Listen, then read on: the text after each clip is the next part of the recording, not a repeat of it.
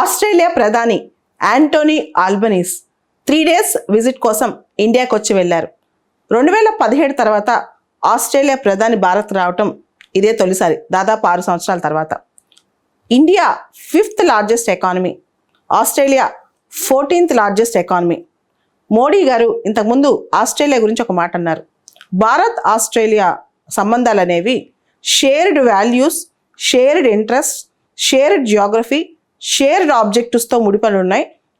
అవి బెడ్రాక్లా ఉన్నాయని.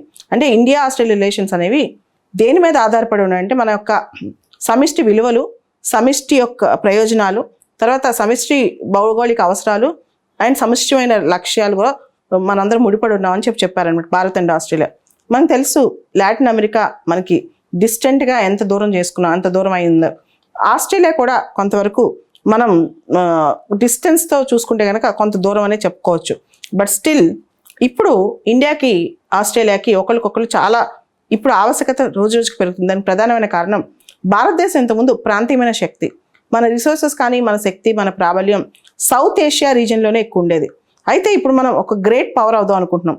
Aspiring super power అనుకోవచ్చు, అంటే యాస్పైరింగ్ బిగ్ పవర్ అనుకోవచ్చు ఇంకా బెటర్గా చెప్పాలంటే. సో మన అంబిషన్స్ పెరిగాయి, మన అంబిషన్స్ విస్తృతం అయ్యాయి. దాంతో భాగంగా మనం చాలా దేశాలకి దగ్గరగా వెళ్ళడానికి ప్రయత్నం చేస్తున్నాం అనమాట. సో గ్లోబలైజేషన్ పెరగడంతో సరిహద్దులు కూడా ఎరేజ్ అయిపోతున్నాయి, దూరాలు కూడా తగ్గిపోతున్నాయని చెప్పొచ్చు.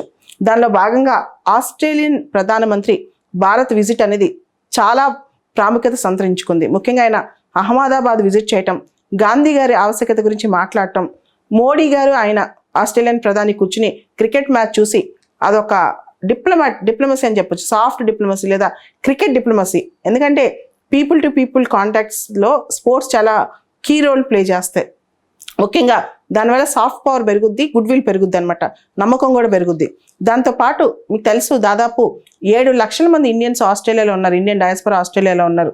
దానిలో దాదాపు 1,00,000 మంది ఇండియన్ స్టూడెంట్స్ ఉన్నారనమాట. So India Australia education qualification recognition mechanism అనే ఒక కొత్త మెకానిజం తీసుకొచ్చారు.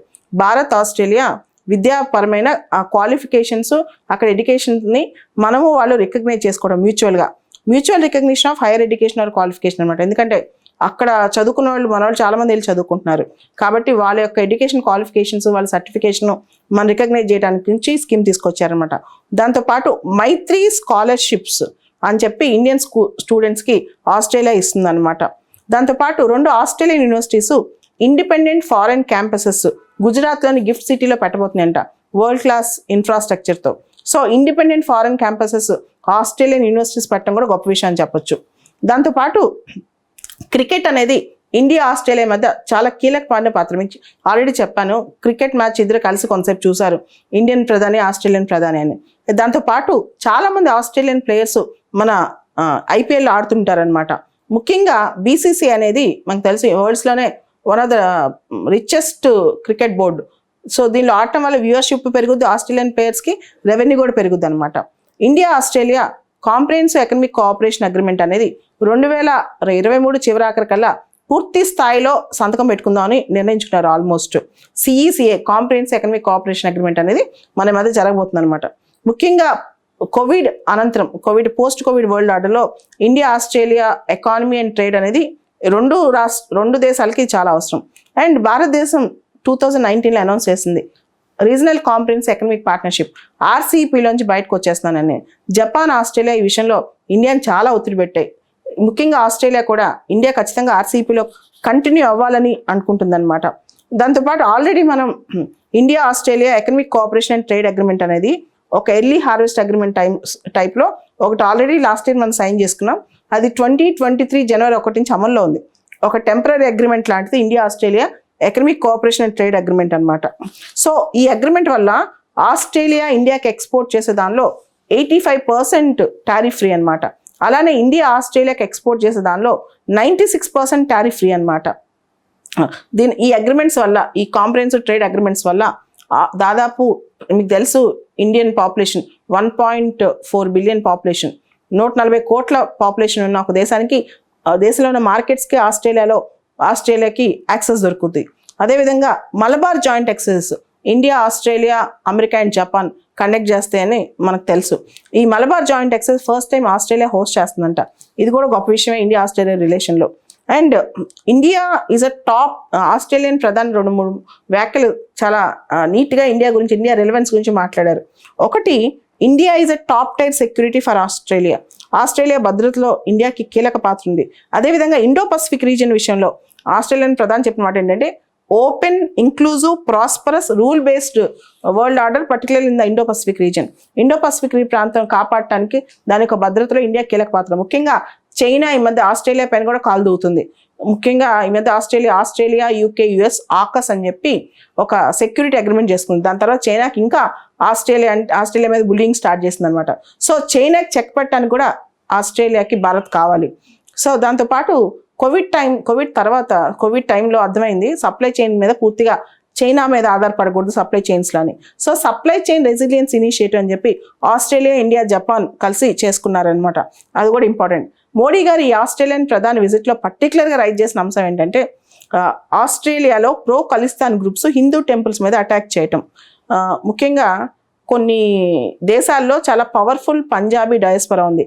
కెనడా కావచ్చు, లేకపోతే జర్మనీ కావచ్చు, యూకే కావచ్చు, ఆస్ట్రేలియా కావచ్చు.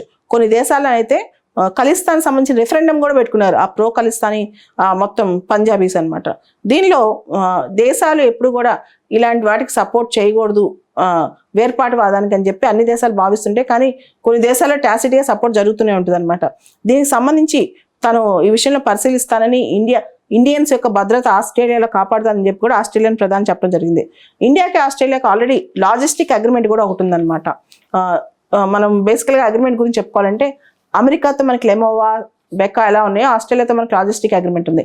2014లోనే India, Australia civil nuclear cooperation agreement జరిగింది.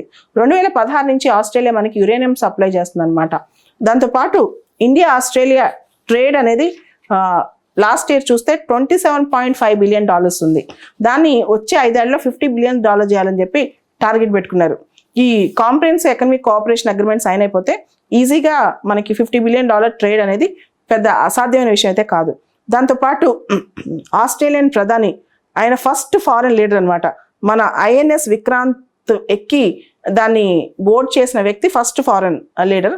ఇండియా, ఆస్ట్రేలియా డిఫెన్స్ కోఆపరేషన్ కూడా ఇప్పుడు ప్రాముఖ్యత సంతరించుకుందని చెప్పుకోవచ్చు. వాణిజ్యం కానీ, పెట్టుబడులు కానీ, రక్షణ రంగం కానీ, విద్యారంగం కానీ, సప్లై చైన్లో, క్రిటికల్ మినరల్స్లో ఇండియా, ఆస్ట్రేలియా కోఆపరేషన్ పెరగనుండటం అనేది మనకి పెరుగుతుందని మనకు అనిపిస్తుంది. అదేవిధంగా ఈ సంవత్సరం సెప్టెంబర్లో G20 సదస్సుకి ఆస్ట్రేలియన్ ప్రధాని మనం ఆహ్వానించాం.